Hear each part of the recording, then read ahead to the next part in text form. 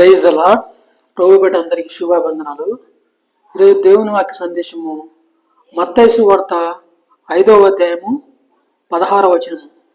మనుషులు మీ సత్క్రియలను చూచి పరలోకముందున్న మీ తండ్రిని మహిమపరచునట్లు వారి ఎదుట మీ వెలుగును ప్రకాశింపనీయుడని వాక్యం సెలవిస్తుంది.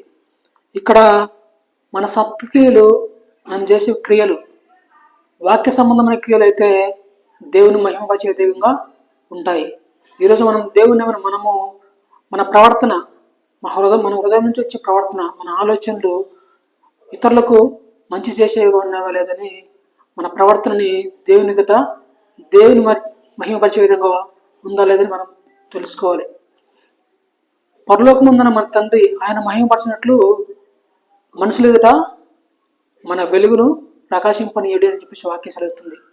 వాక్యం మనలోకి వచ్చినప్పుడు, వాక్యం మన ప్రవర్తన మార్చినప్పుడు, వాక్యానుసరమైన ప్రవర్తన మనలో వచ్చినప్పుడు మనము లోకానికి వెలుగని వాక్యం సెలవిస్తుంది.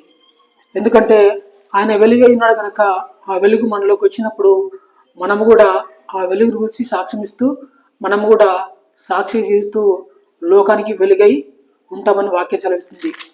ఈరోజు నీ ప్రవర్తన సరిగా లేకపోతే ఈరోజే ఈ వాక్యమా మనలోకి రా, మనలో ఉన్న చెడు క్రియలను తీసివేసి మనలో సత్క్రియలు చేయలాగా నాకు సహాయం చేయమని చెప్పేసి అడిగితే ఆ వాక్యం నీలోకి వస్తుంది. నేను సాక్షిగా ఉంచుతూ నీ క్రియలను మనుషుల ఎదుట మంచిగా చేసే విధంగా వాక్యం నడిపిస్తుంది. ఈరోజు నేను ఇలా నిలబడి ఉన్నానంటే కారణము ఆ వాక్యం నా క్రియలను మార్చింది. నీలో కూడా సత్క్రియ లేకపోతే ఈ వాక్యం వెలుగుని నీలో చేర్చుకుంటే నువ్వు కూడా మనుషుల ఎదుట సాక్షిగా ఉంటావు. అదే అధ్యాయంలో 14వ వచనంలో మీరు లోకమునకు వెలుగై ఉన్నారని వాక్యం చదివిస్తుంది.